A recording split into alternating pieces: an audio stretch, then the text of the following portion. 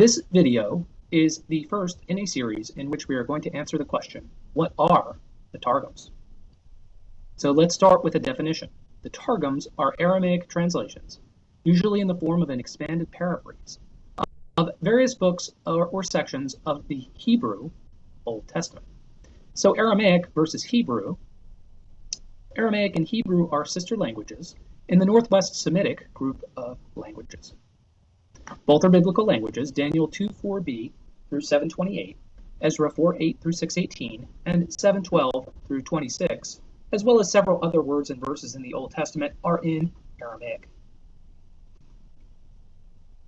The two languages are similar, but not mutually comprehensible, as demonstrated by 2 Kings 18:26, which reads, Then Eliakim, son of Hilkiah, and Shebna and Joah said to the field commander, Please speak to your servants in Aramaic, since we understand it.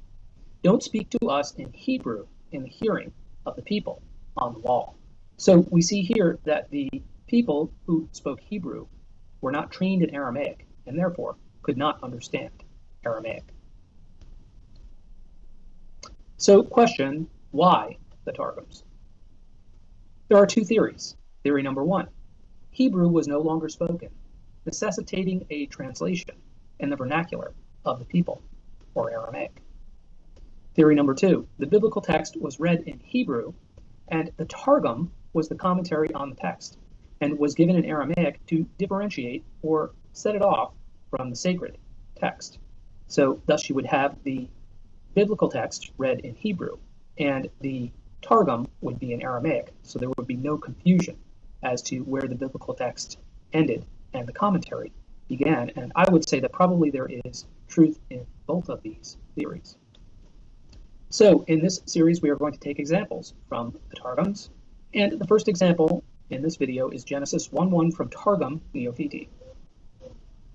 Genesis 1:1 reads in Hebrew, Bereshit bara Elohim et hashamayim ve'et haaretz. In the beginning, God created the heavens and the earth. And this is rendered into Aramaic in Targum Neofiti as Milkadmim b'chachma bara b'yave shachlel yat shevia ve'yat ara'ah. In or from the beginning, with wisdom, the Son of Yahweh completed the heavens and the earth. So this Targum contains two expansions. First, we have with wisdom. So where is this coming from? It comes from other passages of Scripture. For example, in Jeremiah 10:12 and 51:15, we read, But God made the earth by his power. He founded the world by his wisdom and stretched out the heavens by his understanding.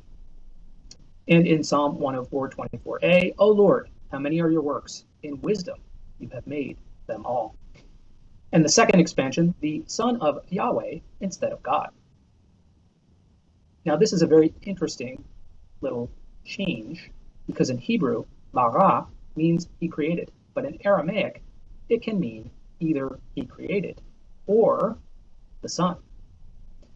So the Targum has thus used a wordplay and taken it as the Son and added of Yahweh. Now that the Son of Yahweh, the Lord, is the Creator, is found in Scripture. We read, But of the Son, he says, You, Lord, laid the foundation of the earth in the beginning, and the heavens are the work of your hands.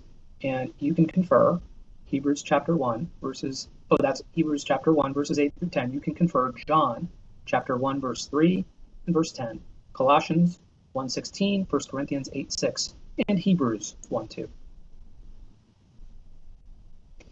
So, summary and conclusion. The Targums frequently expand passages of Scripture to include concepts found in related passages of Scripture. The Targums use wordplay when translating Hebrew into Aramaic. And the Targums frequently contain ideas found in the New Testament, such as the Son, Jesus Christ, as Creator.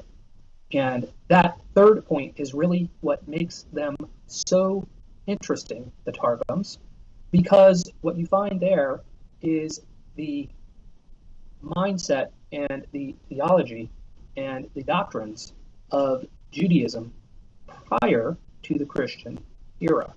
These Targums contain, now they were oral Targums, which were later written down, but they contain the theology and the thoughts of Judaism prior to the Christian era and prior to the huge change that occurred in Judaism after the temple was destroyed and after Jesus Christ came onto the scene. Judaism made a huge change then, and these Targums contain the theology and the doctrines and the thoughts that existed in Judaism prior to this change. Thank you.